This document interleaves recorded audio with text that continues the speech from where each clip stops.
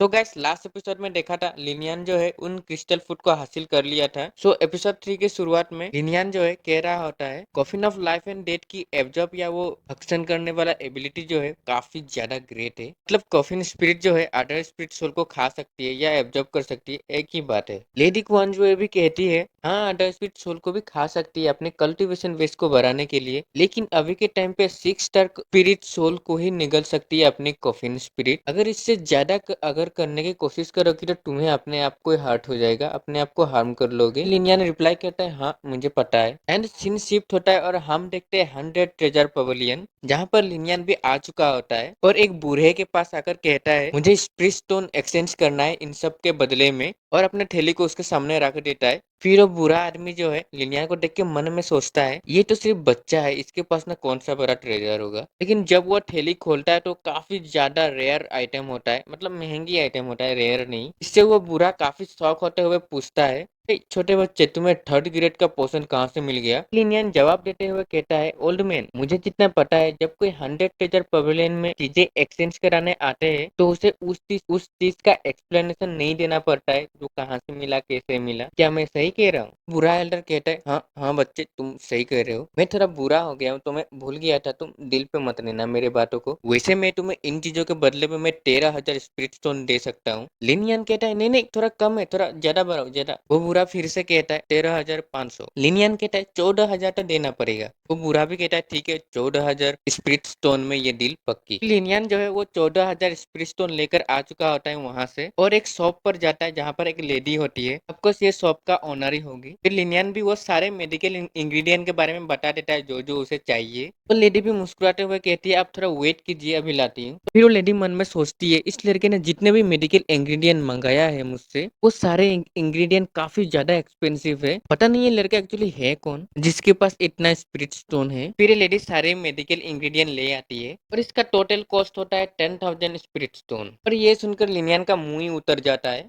और मन में कहता है मुझे लगता है कि मैं थोड़ा देर के लिए अमीर बना था एंड अभी तुरंत ही गरीब बन जाऊंगा, साला ये लड़की अमीर बनने वाला है अभी। यान जो है दिल में पत्थर रखते हुए सारा स्पिरिट स्टोन नहीं 10,000 स्पिरिट स्टोन दे देता है और रोते हुए मन में कहते यार मेरे पास अब सिर्फ 3,000 स्पिरिट स्टोन है। उसी टाइम पे हम एक बंदे को देखते हैं जो लिनियन को रोक के कहने लगता है लिनियन इन मेडिकल इंग्रेडिएंट से तुम्हारा क्या फायदा होने वाला है, ये सब एकदम वेस्ट है। क्या तुम्हें अभी भी उम्मीद है कि अपने उस वेस्ट स्टेटस को तुम ठीक कर सकते हो इन चीजों के जरिए? क्या तुम्हें लगता है तुम फिर से राइज कर सकते हो? अगर तुम्हें फिर से राइज करना होगा ना तो तुम्हें दोबारा जन्म लेना पड़ेगा और उसके साथ साथ तुम्हारा वो कचरा स्पिरिट सोल, उस कचरा स्पिरिट सोल ने तो तुम्हारा लाइफ को कचरा बना दिया है। फिर हमें उस बंदे को दिखाया जाता है और इस बंदे का नाम है वांग फे। एंड मुझे लगता है कि भाई ये बंदा जो है कूदने वाला है लिनियन से। एंड उसके साथ साथ बाकी लोग भी इनके बातें सुन लेता है और कहता है क्या वो वही बंदा है जिसके पास स्पिरिट कफिन है? फिर वांग फे फिर से कहने लगता है और वैसे भी मैंने सुना है वांग फैमिली ने तुम्हारे साथ एंगेजमेंट को तोड़ दिया है।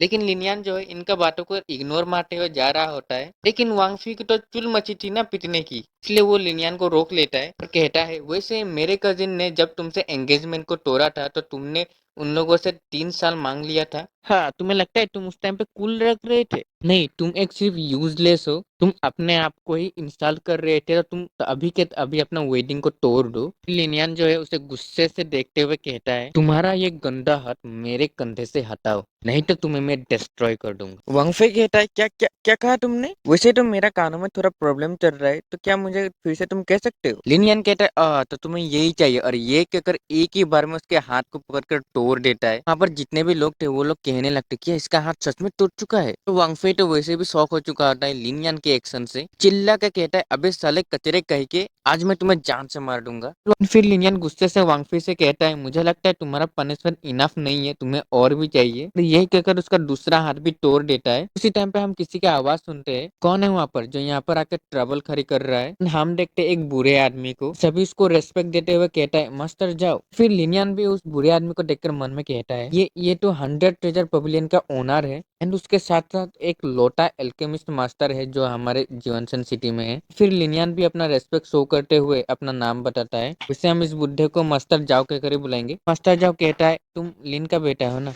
लिनियन कहता है यस मास्टर मैं उन्हीं का बेटा हूँ। फिर मास्टर जाओ लिनियन से कहता है मेरे इस 100 ट्रेजर पवेलियन में किसी को भी गड़बड़ी मचाने का अलाउ नहीं है, तो तुम्हें आज जो भी हुआ उस चीज का मुझे एक्सप्लेनेशन देना पड़ेगा। इसी के बीच जांग फुई जो है चिल्ला कर कहता है, मास्टर जाओ, इसने मुझे मेरा दोनों ही हाथ तोड़ दिया, अब इसको जान से मार दो, मैं इसके लिए आपको पे करूंगा। तो इससे बुढ़े की सटक जाती है और कहता है तू मुझे पे करेगा, और एक ही झटक में उसे पवेलियन की गेट के बाहर निकाल देता है। इससे जांग फुई जो है गुस्से से मास्टर जाओ से कहता है, मास्टर जाओ आपको तो। इससे मास्टर जाओ घूर के देखता है और कहता है, बच्चे अगर मरना नहीं चाहते तो भाग जाओ, नहीं तो कट जाओगे। इससे वांग फे के तो फट जाती है और भाग जाते हैं। अगर भागना ही था तो इतना कुछ किया क्यों। एंड लिनियन भी ये सब देख के मन में कहता है, ये क्या पागल था क्या, पवेलियन मास्टर को ऑर्डर दे रहा था। मास्टर जाओ लिनियन से कहता है, वो बच्चा अब चला गया, अभी कोई भी तुम्हें परेशान नहीं करेगा। लिनियन भी कहता है, आपका बहुत बहुत शुक्रिया मास्टर। मास्टर जाओ कहता है, नहीं नहीं, मैंने तुम्हारा कोई भी मदद नहीं किया, एक्चुअली वो जो जाओ फैमिली का बच्चा था वो कुछ ज्यादा ही एरोगेंट था।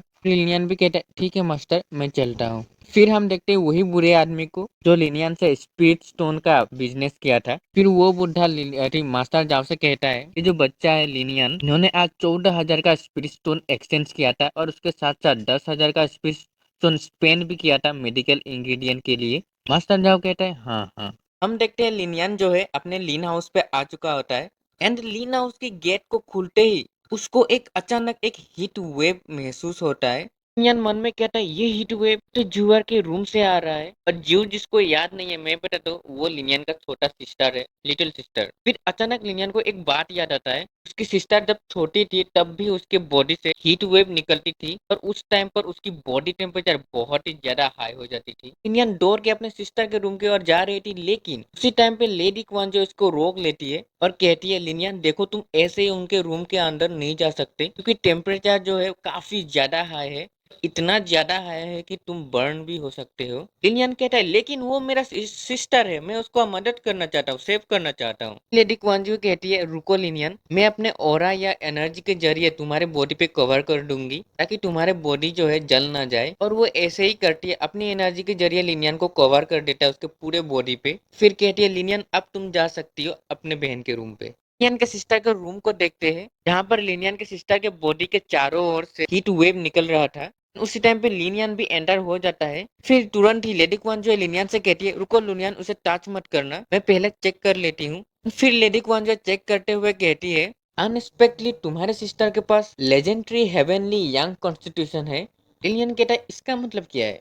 लेडी क्वान जो कहती है, मतलब सिंपल है, तुम्हारे सिस्टर के पास स्पेशल कल्टीवेशन बॉडी है जो मिलियन में एक कल्टीवेटर के पास होता है।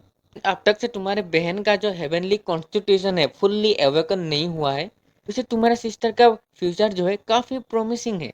लिनियन कहता है, मुझे कोई फर्क नहीं पड़ता मेरा सिस्टर कितना स्ट्रांग हो, लेकिन मैं इतना चाहता हूँ कि मेरे सिस्टर हमेशा खुश रहे और सफर ना करे। तो आप मुझे बताइए, मैं ऐसा क्या करूँ जो मैं अपनी सिस्टर को सेव कर सकूं। लेडी क्वान जो कहती है, उसे सेव करने के लिए तुम्हें आइस एंड स्नो गेनोडर्मा हार्ट्स की जरूरत पड़ेगा। लिनियन कहता है, रुको, मैं अभी 100 पवेलियन से लेके आता हूँ। लेडी क्वान जो कहती है, कोई फायदा नहीं, 7 ग्रेड का हार्ट 100 पवेलियन में नहीं मिलेंगे। एंड फिर लिनियन को भी रियलाइज हो जाता है, ये जो हार्ट्स है काफी रेयर है, वही नहीं मिल जाएंगे। फिर लिनियन जो एकदम घबराते हुए कहता है, ये जो मेडिकल हर्ब्स है पूरे जैनशान सिटी में तो छोड़ो, पूरा क्वेंगनैन सिटी में भी मिलना इम्पॉसिबल है।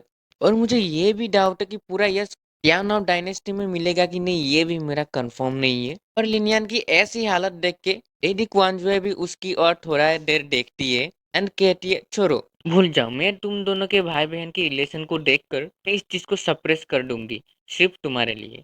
लिनियन खुश होते हुए कहते हैं, क्या मुझे कुछ करना पड़ेगा आपकी मदद के लिए। फिर लेडी क्वांजो लिनियन से कहती है, लेकिन मैं तुम्हारी सिस्टर की एवेकन को सिर्फ 5 साल के लिए रोक सकती हूँ, अदरवाइज तुम अगर 5 साल के अंदर ये दोनों ही मेडिकल इंग्रेडिएंट नहीं लाए, मेडिकल हर्ब्स नहीं लाए, तुम्हारे बहन को बहुत ज्यादा सफर करना पड़ेगा। लिनियन एकदम जोश से कहता है, मैं इन 5 सालों में आइस एंड स्नो गेनोडर्मा हर्ब्स को ढूंढ ही निकालूंगा। तो गाइस, ये वीडियो डालने में लेट हो गया, मैं इसके लिए दिल से सॉरी, लेकिन अभी मैं रोज डालूंगा, तो टेंशन मत। तो मिलते हैं अगले वीडियो पे।